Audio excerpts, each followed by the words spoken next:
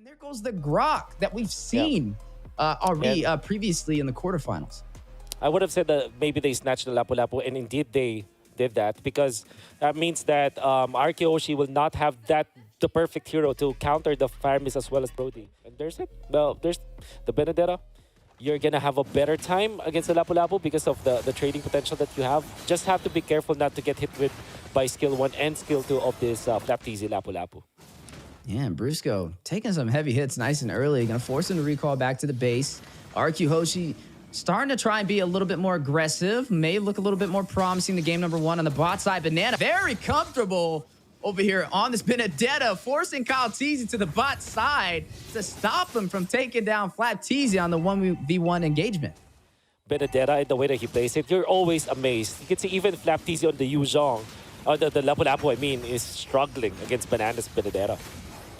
Yeah, speaking of struggling, big Terrify in the way. Brusco will be able to find one, takes on Ogwin. And AP Bren couldn't do anything about it. Even in this turtle take, you can see that it's difficult for them, and Octa is just outputting so much damage from behind. He's free to do it. Yeah, a lot of damage. Irad will be able to claim that turtle. Rrq Hoshi, this is what we're talking about. This is the Rrq Hoshi we've seen in Group Stage A and in the quarterfinals. Now, leading the way in the early game, AP Bren on the backside of things this time around. You can see that without the wild charge, AP Bren might not be thinking about taking the turtle, actually. Maybe they just go for pickoffs. But in comes the turtle fight. Yeah, sitting at about 75% HP. Irad on it over here with the Fredrin, being a little bit of a bully, not afraid to take the fight up close and personal. Rushes into Ogwin for the setup. Flapteasy zoned out from Brusco. Rrq Hoshi, total control of the jungle and turtle pit so far, even extending into the purple buff, but Irad may be a little too close if they decide to engage. Big Manoa Fury, triple knockup onto AP Bren. Brusco with the setup, forcing out the electrifying blow, and the Nether Realm coming alive from Few, as both teams still fighting it out over this turtle. Neither side able to find the advantage they were looking for. When Kyle is low, and Irad is half HP, but does have the sustain from the as a Fredrin. And they're trying to buzz from this turtle. Who takes it, though? Ooh, it looks like Octa will get the steal for Rrq Hoshi. Brusco will fall, though. Super Marco finding his first kill of the game. That will go into the hands of AP Bren, but they lose the neutral objective. A 1,000 gold lead for Rrq Hoshi. Irad. Okay. Gonna rush in. Big wild charge for the knockup. Irad will be able to get out of there, though. Very low on the HP. Electrifying blow going down from Banana through the Guardian's barrier provided over there from Ogwin, who has had some really good setups with it. I think his placement have been pretty valid so far in the early phase. Yeah, nice and early pickoff from the side play of the Bush in the mid lane. And now maybe able to seize the opportunity to take this tier 2 turret. Skylar not wasting any time controlling this map for Rrq Hoshi. And so far, they're getting everything they have came for. AP Bren is now the team that is reacting to Rrq Hoshi. They will not leave each other. You're like a jacked kind of dude in the front lines. Yeah, definitely showcasing it and living up to that name. There's a lot of things going on in the mid lane from both sides of the table.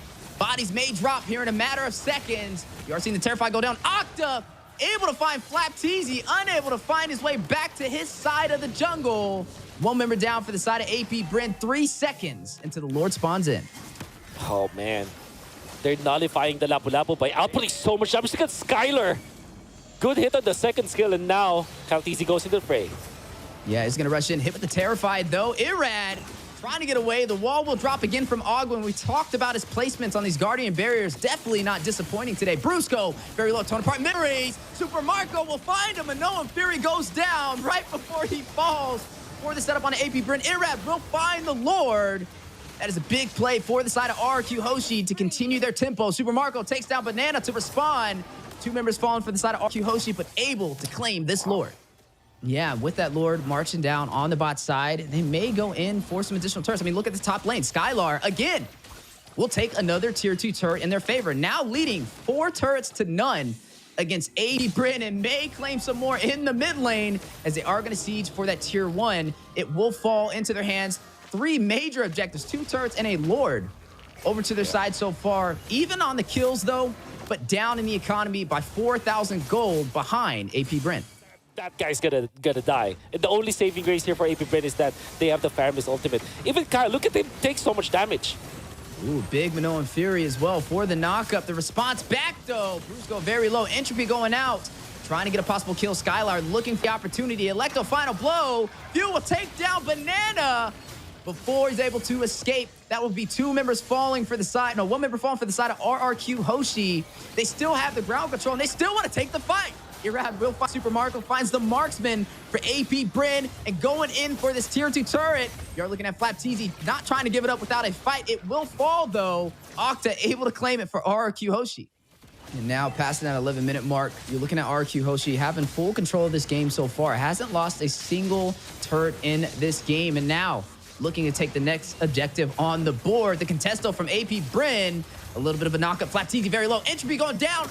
Skylar able to get it, but a wild charge from Ogwood into the backside. We'll get the knockup, but no bodies will fall. Minoan Fury from Brusco. Triple set onto AP Bren. Still fighting it out. Octa will find another. Down goes Kyle Teasy. Super Marco, though, in the fight. Skylar taking down Few. Super Marco and Ogwin by themselves. Few will get back in time. Get the most out of the passive from this Faramis. Now you're looking at Rrq Hoshi, trying to seize the opportunity to crack open the base from AP Bren. Waiting for more. Skylar just destroys them. Irad gets the last hit, but you can see them. Skylar, though. Yeah, very low. Can't get around that wall. Gets a kill, though. Irad will find Super Marco. 4 members falling.